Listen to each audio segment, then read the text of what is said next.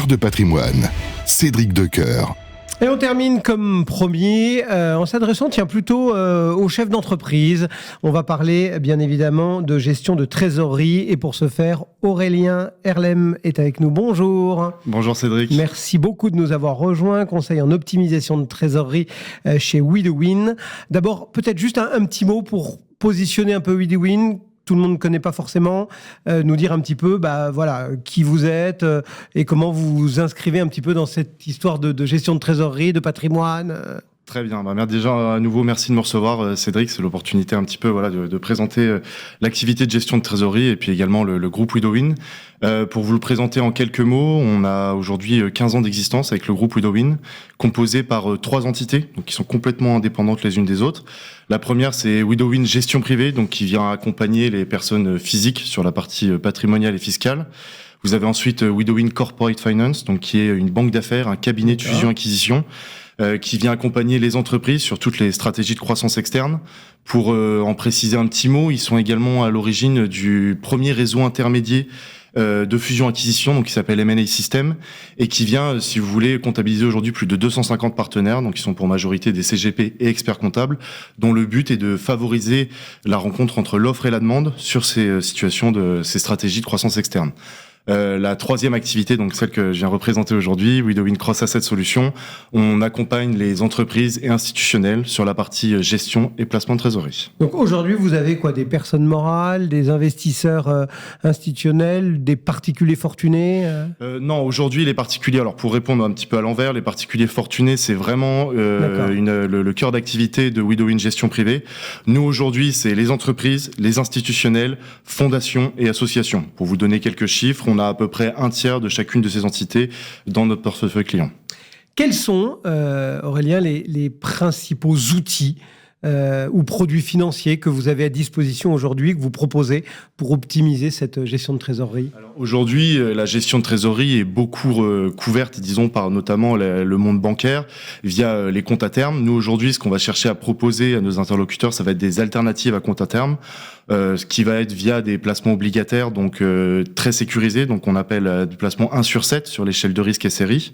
Et également du fonds euro. Donc là, on a travaillé avec l'ensemble des assureurs pour trouver les offres les plus pertinentes, les plus compétitives, et également aller négocier des enveloppes exclusives pour nos partenaires. On arrive notamment à avoir des enveloppes fonds euro avec des bonus allant chercher jusqu'à 2% par an.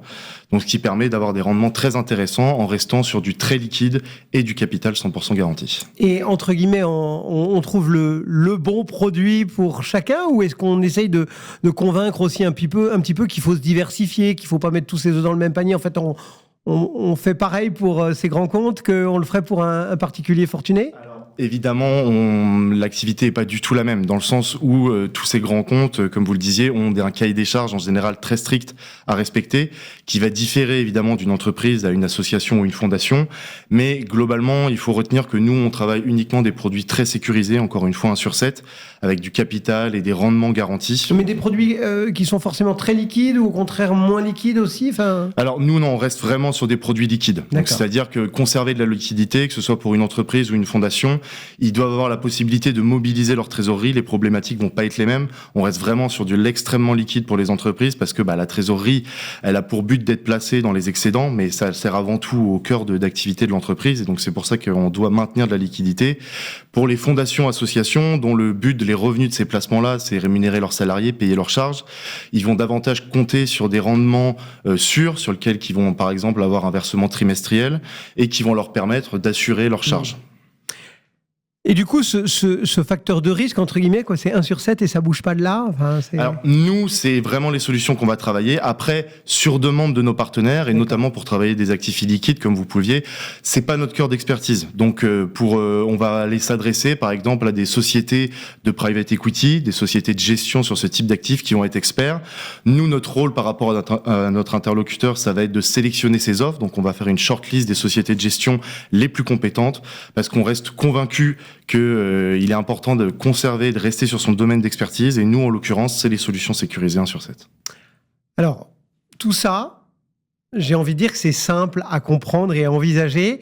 quand on est dans un rythme de marché, que tout va bien, on voit en ce moment entre la géopolitique, la politique dans certains États, etc., que les conditions de marché peuvent être un peu changeantes. Comment est-ce que vous faites pour vous adapter, pour adapter vos recommandations, pour adapter peut-être vos solutions de placement à ces marchés parfois turbulents ?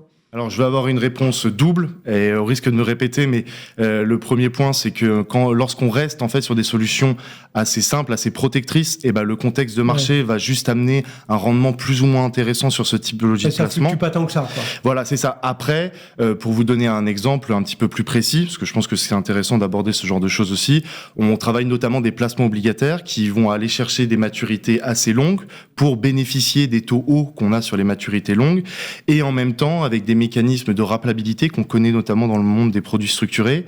Donc c'est un phénomène de rappel qui va être à la discrétion de l'émetteur. Donc là, en l'occurrence, une banque. Pour vous donner un exemple concret, on va avoir un placement obligataire avec capital protégé et rendement garanti par exemple d'une maturité de 1 à 12 ans. 1 à 12 ans, pourquoi ? C'est-à-dire que chaque année à date anniversaire, la banque va avoir la possibilité de rappeler le produit.